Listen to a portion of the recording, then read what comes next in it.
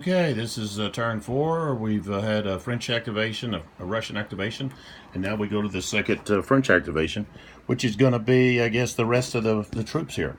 We're just going to activate Mortier, who's going to activate Gazan, and Gazan is going to be able to activate his other division here, Campana.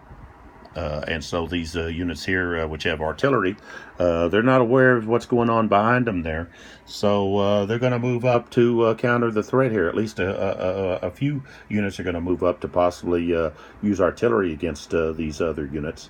So we're going to move up one of the Campana units, a group of units, infantry and an artillery unit, to possibly do some damage with the artillery. So we're going to move this unit up here.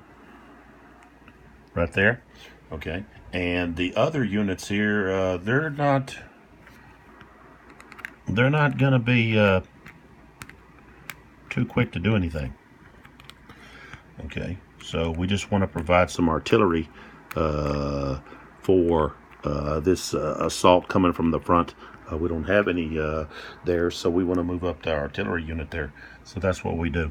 And these other units, they're going to stay. I think they're going to stay where they're at and just wait to see what happens. I think maybe these guys will move up one. We want to place some place for retreat if necessary for anybody coming through. So these units here are going to stay where they're at.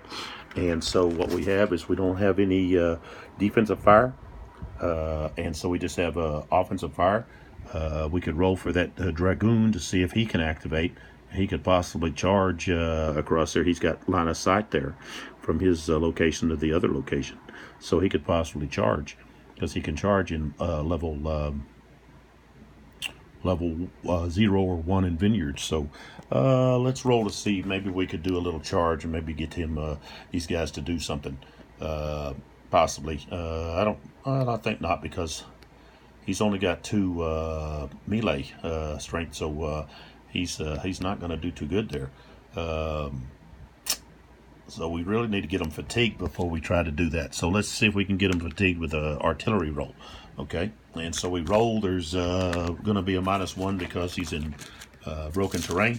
Leaders are both there. That's not going to affect anything. What I should have done, I've still got movement over here with these other units here. I got these units here and here that could activate. They're away from Campana, so they would have to roll. Well, he's not able to. They would actually have to have their commander there. So they're not going to be able to activate.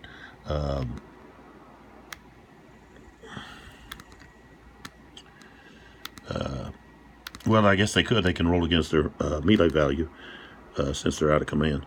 That elite unit has to stay. So, but we want to keep that guy there, protect that town hex. So we're just going to go to the artillery roll.